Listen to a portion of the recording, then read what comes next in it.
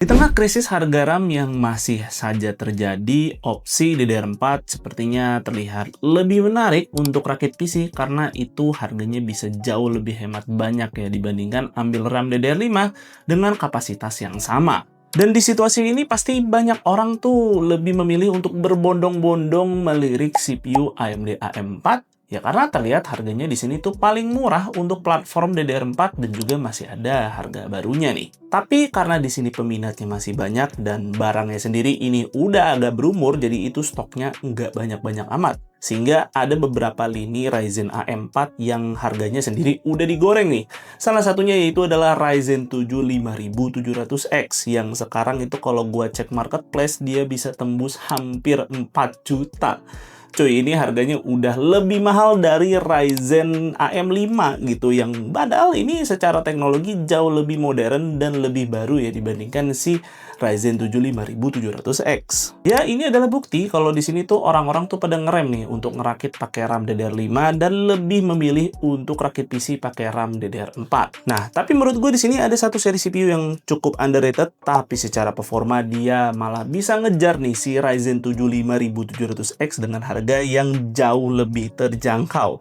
Ya, saya lagi kalau nggak dari kubu sebelah yaitu adalah Intel, yaitu Core i5 14400F. Update sedikit soal harga, di sini sebenarnya sih gue bisa temukan juga untuk si 5700X itu di 3 jutaan kecil, tapi ya tetap semurah-murahnya si 5700X itu enggak lebih murah dari si 14400F, jadi tetap nih 14400F akan terasa jauh lebih worth it. Nah, nama boleh Core i5, tapi Intel di Gen 14 ini tuh dia ngasih jumlah core yang bejibun untuk CPU kelas mid-range-nya. Sehingga ya dengan jumlah core sebanyak itu, secara multi-core dia skornya cukup tinggi dan bisa mengejar CPU seperti 5700X. Dan bahkan di beberapa review membuktikan kalau si i5 14400F ini secara performa itu bisa head-to-head dengan Ryzen 7 5000 series yang untuk saat ini di Indonesia harganya udah kena gorengan.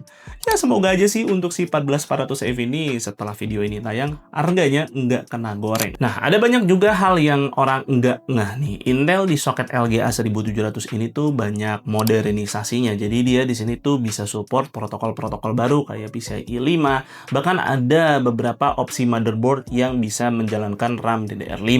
Dan di sini gue ada salah satu motherboard nih yang mungkin kalian akan merasa nanti build si LGA 1700 ini akan semakin worth it karena di motherboard ini dia tetap membawa RAM DDR4, tapi secara fitur dia tetap membawa hal-hal yang cukup modern seperti PCIe 5 nih untuk GPU. Bahkan di sini punya slot M.2 NVMe Gen 4 sebanyak 3 buah dan itu berjalan full speed semua, nggak ada yang dipotong-potong bandwidthnya. Dan yang nggak habis pikir dia membawa sesuai tulisannya nih, chip Wi-Fi 7. Ini masih LGA 1700 loh, bukan Intel Core Ultra. Jadi kita bisa pasangin CPU mulai dari Intel Gen 12 sampai Gen 14. Ya, ini dia colorful Battle AX B760M plus S Wi-Fi 7. Nah, mungkin sebagian dari kita tuh lebih mengenal colorful dari produk GPU-nya ya, seperti seri colorful, Battle AX, dan juga iGame. Tapi ternyata mereka juga udah cukup lama nih bermain di ranah motherboard, dan kalau kalian udah familiar sama segmentasi GPU mereka, ya di sini kalian juga akan mudah sih mengenali motherboardnya karena punya penamaan yang sama. Jujur, ini first time gue juga nyobain motherboard colorful, jadi gue tidak punya pengalaman penggunaan jangka panjang mengenai motherboard dari brand mereka. Jadi pendapat gue untuk motherboard dari brand colorful ya sepenuhnya berdasarkan pengalaman gue make spesifik motherboard seri yang ada di video ini. Jadi ini adalah motherboard yang masih pakai soket LGA 1700 dan bawa chipset B760. Tapi dia tetap nih support teknologi modern macam PCIe 5 untuk GPU, lalu ada slot M.2 NVMe Gen 4 yang berlimpah dan ini jalan full speed, dan tentu bawa chip Wi-Fi 7 nih. Nah, bahkan sebuah motherboard mid-range generasi terbaru itu masih sangat sulit menemukan dukungan teknologi ini. Tapi ternyata colorful bisa-bisa aja membawa chip Wi-Fi 7 pada chipset motherboard generasi lama yang udah rilis 3 tahun lalu. Tentu, apa yang dibawa motherboard ini sebuah win-win solution sih, karena kita bisa hemat budget pakai CPU generasi lama plus pakai RAM DDR4, tapi kita tidak tertinggal zaman karena support berbagai macam protokol modern layaknya sebuah motherboard yang diperuntukkan CPU keluaran terbaru. Kemudian Colorful sendiri mendesain motherboard ini cukup serius nih, yang bisa dilihat dia dipenuhi heatsink yang tebal-tebal. PCB-nya pun juga nggak tipis dan cukup kokoh. Desainnya juga cakep nih, seperti motherboard dengan chipset Intel keluaran terbaru. Cuman sayangnya memang untuk Wi-Fi-nya ini tuh perlu diinstal dulu drivernya supaya bisa dipakai. Jadi kalau awal-awal install Windows, ya itu bakal no internet access sih. Dan kalian perlu tethering dulu untuk download driver Wi-Fi-nya. Ya untungnya untuk proses update dan install driver itu gampang banget karena tinggal pakai software iGame Center. Yang mungkin banyak dari kalian udah kenal software ini kalau suka pakai GPU-nya Colorful atau iGame. Dan memang software ini tuh satu ekosistem juga dengan motherboardnya. Dan di sini bisa ngecek nih kayak driver apa yang belum keinstall dan juga update kalau keluar versi barunya. Dan seperti yang gue bilang sebelumnya, motherboard ini membawa slot RAM DDR4 yang kalau mau sih ya bisa-bisa aja di overclock. Yang Colorful sendiri sih klaim dia bisa mendukung sampai 4800 MB transfer per second. Dan di sini juga ada 4 slot RAM yang mana ini akan ngasih fleksibilitas untuk upgrade di masa mendatang. Nah, motherboard ini juga membawa VRM 14 phase yang kalau mau sih harusnya ini udah cukup ya untuk menghandle CPU lebih high-end lagi macam i7 14700K atau mungkin i9 14900K. Port yang dihadirkan juga lengkap dan udah pre-install nih I/O Shield-nya. Cuman sayangnya aja di sini nggak ada tombol clear CMOS. Nah, sayangnya memang untuk Core i5 14400F ini dia tuh tidak bisa di overclock menggunakan BCLK, yang mana fitur ini kan sempat bisa digunakan ya pada Intel Gen 12, tapi sayangnya Intel telah memblokir kemampuan BCLK overclocking ini sejak perilisan Intel Gen 13 dan juga Gen 14. Ya, satu-satunya cara kalau mau bikin performa CPU-nya semakin nendang yaitu adalah melakukan overclocking RAM. Tapi pada motherboard ini tuh Colorful memberikan opsi bernama Colorful Setting, di mana ini bisa mengubah si 14400F mendapatkan ekstra performa gratis tanpa melakukan overclocking. Caranya sendiri sih cukup mudah, apalagi dibantu dengan tampilan BIOS dari motherboard ini yang sangat mudah dipahami, di mana kita di sini tinggal klik aja menu Advanced Setting, lalu klik OC, kemudian klik CPU Setting, lalu cari Intel Default Preset, lalu ubah ke Colorful Setting. Dan setelah itu kita tinggal klik Save and Reset. Jadi sebenarnya yang kita lakukan di sini tuh adalah melonggarkan power limit dari 14400F, di mana pada kondisi defaultnya itu dia terkunci di 65 watt saja. Jadi setelah dilonggarkan limitnya dia bisa berjalan sampai 100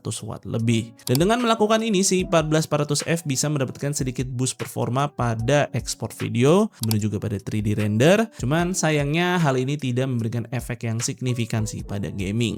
Kemudian ngomongin soal gaming performance, di sini gue tidak akan membandingkan si i5 14400F ini dengan CPU-CPU lain, karena toh dia udah rilis cukup lama, sekitar 2 tahun lalu, jadi informasi mengenai CPU ini sudah sangat banyak kali bertebaran di internet, jadi kalian bisa cari sendiri secara inisiatif. Sehingga ada begitu, di sini gue akan ngetes CPU ini jika dia dipasangkan dengan berbagai macam GPU yang berbeda, seperti ketika dipasangkan dengan GPU RX 9060 XT 16GB dan RX 9070.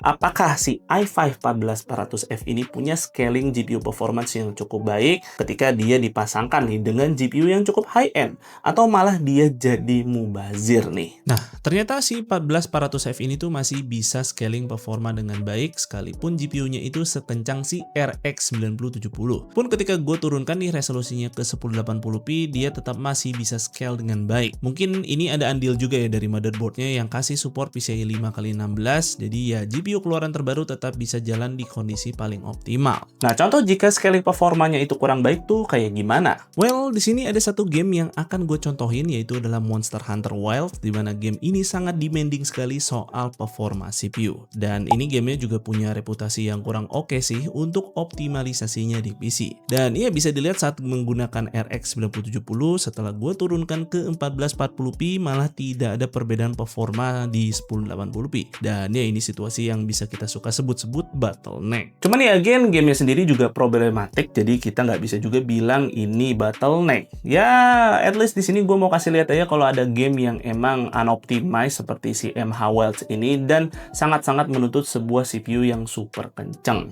So itu dia alasan kenapa gue merekomendasikan kalian untuk menggunakan Core i5 14400F untuk build DDR4 kalian. Ya karena ini CPU punya arsitektur yang lebih modern ya dibandingkan Ryzen AM4 itu sendiri, dan tentunya dia juga support protokol-protokol modern kayak PCIe 5 dan juga Wi-Fi 7. Sehingga di sini tidak akan terlalu banyak mengalami kompromi untuk penggunaannya dalam jangka panjang ya karena platform DDR4 sendiri itu sudah termasuk kompromi. Jadi mumpung harganya belum digoreng nih, ini CPU mending kalian cepet-cepet check out deh nih si 14400F. Dan gue cukup senang juga kehadiran opsi motherboard seperti colorful ini karena ya kita bisa tetap hemat menggunakan RAM DDR4 tapi tetap punya fitur-fitur yang future proof untuk penggunaan ke depannya. Tapi ya silahkan kalau kalian punya pendapat berbeda, sampaikan aja di kolom komentar. Gue Fadil dari Sukaiti pamit undur diri. See you on the next video.